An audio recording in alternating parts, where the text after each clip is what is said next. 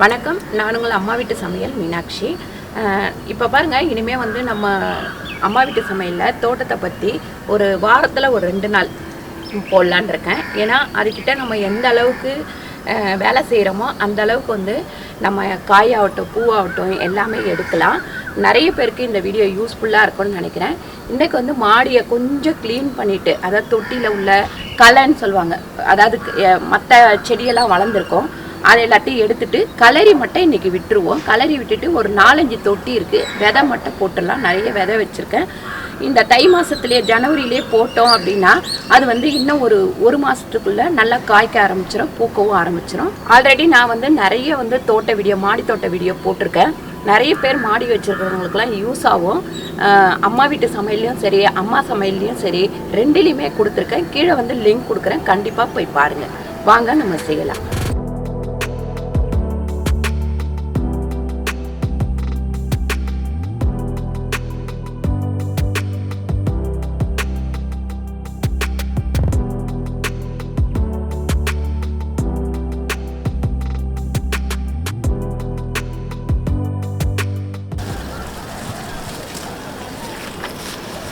பாருங்கள், இதில் நான் செம்பருத்தி வச்சுருக்கேன். இந்த விதை போட்டு இந்த விதை வந்து அடுத்த தொட்டிலேருந்து உழுந்து இது நிறைய வளர்ந்துருச்சு. இது நிறைய இதுக்குள்ளே இருந்ததுன்னா இந்த செம்பருத்தியோட சத்து ஃபுல்லாக போயிடும். அதனால் இந்த திருநூறு பச்சலை இந்த செடியை வந்து நம்ம எடுத்துடலாம். எடுத்து வேறு தொட்டியில் வச்சிடலாம், இல்லாட்டி யாருக்காவது நம்ம கொடுத்துடலாம். பாருங்க, இந்த மண் வந்து நம்ம எப்படியாவது மாதத்துக்கு ஒரு முறை இப்படி கலரி விடணும். ஏன்னா மண் வந்து டைட் ஆகிடுச்சு அப்படின்னால அந்த செடி வந்து வேர் வந்து போகாமல் அப்படியே வளர்ச்சி கம்மியாயிடும். அதனால் இந்த மாதிரி கொஞ்சம் மண் வந்து ஒரு மாதத்துக்கு ஒரு முறையோ 2 மாதத்துக்கு ஒரு முறையோ கொஞ்சம் லூஸ் பண்ணி விடணும். இந்த கியாநெல்லி செடி பார்த்திங்கன்னா நம்ம தோட்டத்தில் பயங்கரமாக வளர்ந்துருக்கு. நீங்கள் என்ன தான் எடுத்தாலும் வளர்ந்துக்கிட்டே தான் இருக்குது. ஆனால் கியாநெல்லி வந்து ரொம்ப ரொம்ப நல்லது தான். அது தனியாகவே ஒரு தொட்டியில் வந்து நீங்கள் வளர்த்துக்கோங்க. இது வந்து லிவருக்குலாம் ரொம்ப நல்லது. மஞ்சக்காமலை, லிவருக்கு, அதுக்கப்புறம் வந்து நிறைய பேருக்கு வந்து லிவர் பிரச்சனை கண்டிப்பாக இருந்துக்கிட்டே இருக்கும். அதுக்கெல்லாமே இது நல்லது. ஆனால் தனியாக ஒரு தொட்டிலெல்லாம் சிலதெல்லாம் வளர்ந்துருக்கு, அதெல்லாம் விட்டுருவேன். இப்படி கூட வளர்கிறத மட்டும் நம்ம எடுத்துடலாம். இது பார்த்திங்கன்னா நமக்கு வந்து கடையில் விற்கிது. இதோட லிங்க்கும் நான் கீழே கொடுத்துருக்கேன், நீங்கள் போய் பார்த்து வாங்கிக்கோங்க. இது வந்து ரொம்ப சௌகரியமாக இருக்குது. ரொம்ப பெருசாக இல்லாமல் சின்னதாக இருந்ததுன்னா ரொம்ப சௌகரியமாக இருக்குது.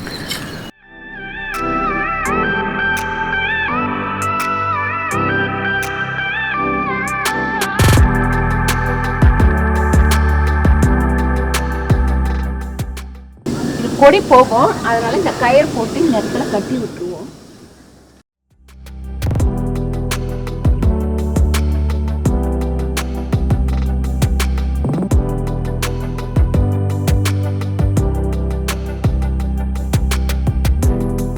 பாருங்க, இந்த கோணியில் மாற்றினதுக்கு அப்புறம் இது வளரவே இல்லை. அது தவிர எங்கள் பசங்க பண்ண பெரிய தப்பு என்னன்னு கேட்டிங்கன்னா, டேங்க்கு க்ளீன் பண்ணுங்கடா அப்படின்னா டேங்க் க்ளீன் பண்ணிவிட்டு அதுக்குள்ளே இருக்கிற மண்ணை தூக்கி இதுக்குள்ளே கொட்டிட்டானுங்க. இந்த மண் பாருங்கள் டைட் ஆகிடுச்சு, அப்படியே டைட்டான ஒன்று, அது வளரவே இல்லை.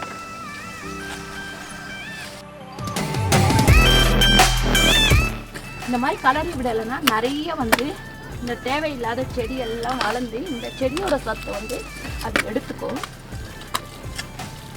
அதனால் மாதத்துக்கு ஒரு முறையோ இல்லை ஒரு 2 மாதத்துக்கு ஒரு முறை, 2 மாதன்றது வந்து நமக்கு அதிகம், மாதத்துக்கு ஒரு முறை இப்படி கலரி விட்டிங்கன்னா மண் கொஞ்சம் லூஸ் ஆகும், அந்த வேர் இறங்கிறதுக்கு ஈஸியாக இருக்கும்.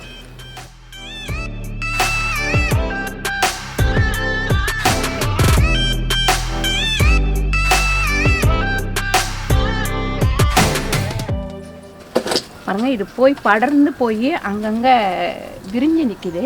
இதை கொஞ்சம் நம்ம இழுத்து கட்டிடலாம்.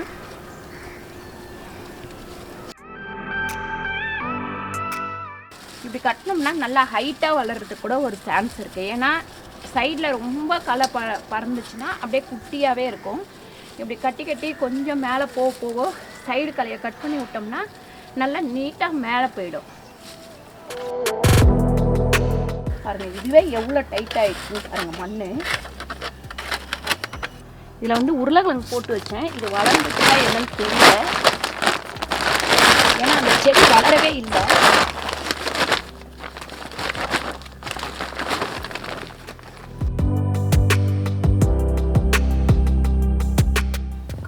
உருளைக்கிழங்கு செடியே காணும். அது வந்து மண் வந்து கொஞ்சம் லூஸாக இருந்தால் தான் நமக்கு வந்து அதெல்லாம் வளரும். டைட் ஆயிடுச்சு அப்படின்னா வளராது. அதே மாதிரி இந்த புடிக்கரணையும் பார்த்துடலாம்.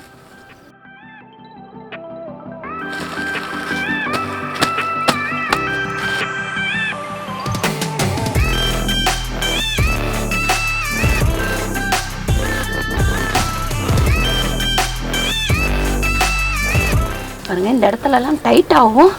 அந்த வேர் இறங்கி கீழே போக முடியல. ரொம்ப சின்னதாக தான் இருக்கு.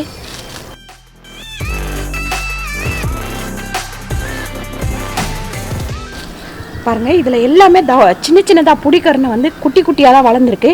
அதுக்கு காரணம் என்னன்னு பார்த்தீங்கன்னா, மண் டைட் ஆயிடுச்சு அப்படின்னா அது வேர் போனால் தான், ஈஸியாக போனால் தான் அது வந்து கிழங்கு அதிகமாக வரும். இதை எடுத்துட்டு வேற தொட்டியில் வைக்கலாம். இதை வந்து மாற்றி இதில் வச்சிடலாம். ஓரளவுக்கு உள்ள மண் போட்டுட்டேன். இப்போ திருப்பி கொஞ்சம் மண் போட்டுடலாம்.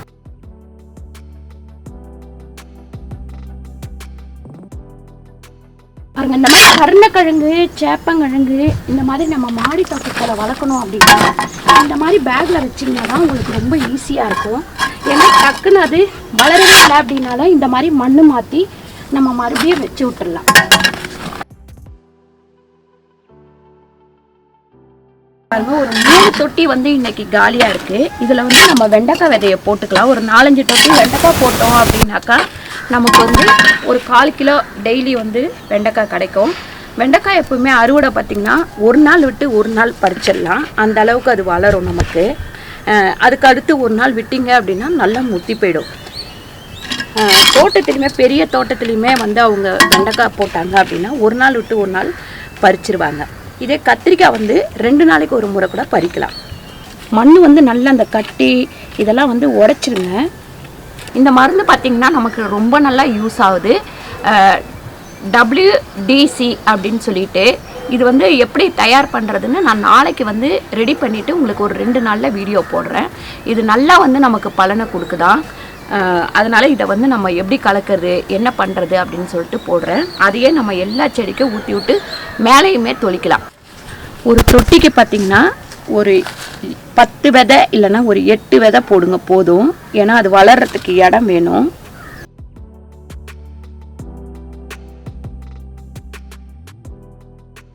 இது வளர்ந்தவொடனே நான் கண்டிப்பாக காட்டுறேன், எப்படி வளர்ந்துருக்கு அப்படின்றத காட்டுறேன்.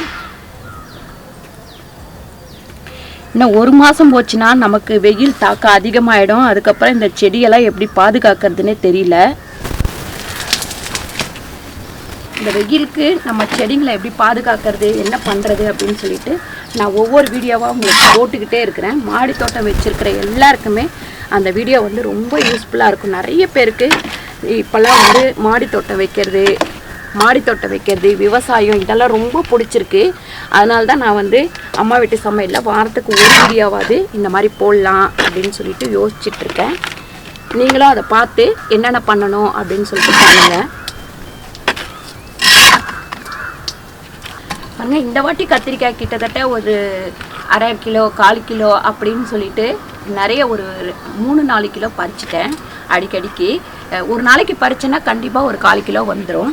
அப்புறம் நம்ம வந்து நிறைய பேருக்கு யூடியூபர் வீட்டுக்கு வந்தவங்களுக்கு கூட கொடுத்துருக்குறோம். அந்த அளவுக்கு நம்ம காய்ச்சிருக்கு. வெண்டைக்காய் தான் இந்த தடவை போடாமல் விட்டுட்டேன். போட்டிருந்தேன்னா இந்த சீசனுக்கு இன்னும் சூப்பராக வந்திருக்கும். நான் அது வந்து கொஞ்சம் விதை சரியா இல்லை அப்படின்றதுனால போடலை. இப்போ இது புதுசாக வந்து வாங்கிட்டு வந்தேன் இந்த விதையை, அதனால தான் இப்போ போடுறேன்.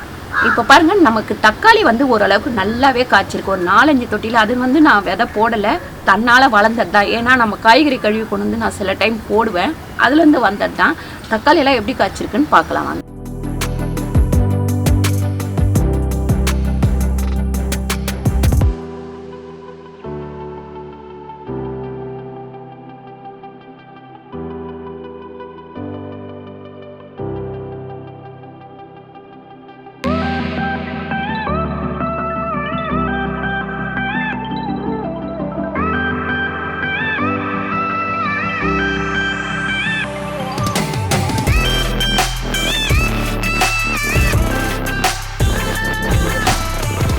பாருங்கள், எல்லா தொட்டியும் க்ளீன் பண்ணிட்டேன். க்ளீன் பண்ணதில் இவ்வளோ கழிவு வந்திருக்கு.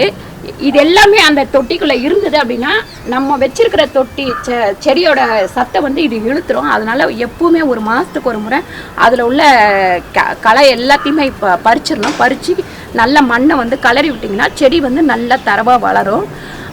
அடுத்த வீடியோவில் வந்து நான் கண்டிப்பாக வந்து மருந்து வாங்கியிருக்கேன், சூப்பர் மருந்து வாங்கியிருக்கேன். அது எப்படி கலக்கிறது, எப்படி ஊற்றுறது அப்படின்னு சொல்லிட்டு காட்டுறேன். அதுக்கப்புறம் பார்த்திங்கன்னா நம்ம வெண்டைக்காய் விதை போட்டிருக்கோம். ஒரு 4-5 நாள் கழித்து அதையுமே நான் காட்டுறேன் எப்படி வளர்ந்துருக்கு அப்படின்னு சொல்லிட்டு. குறைஞ்சது ஒரு 5 நாளாவது ஆகும் அந்த வெண்டைக்காய் விதை வளர. இந்த வீடியோ உங்களுக்கு பிடிச்சிருந்தா லைக் பண்ணுங்கள், ஷேர் பண்ணுங்கள், சப்ஸ்கிரைப் பண்ணுங்கள், ஃபேஸ்புக்கில் ஷேர் பண்ணுங்கள், மறக்காமல் கமெண்ட் பண்ணுங்கள். நன்றி, வணக்கம்.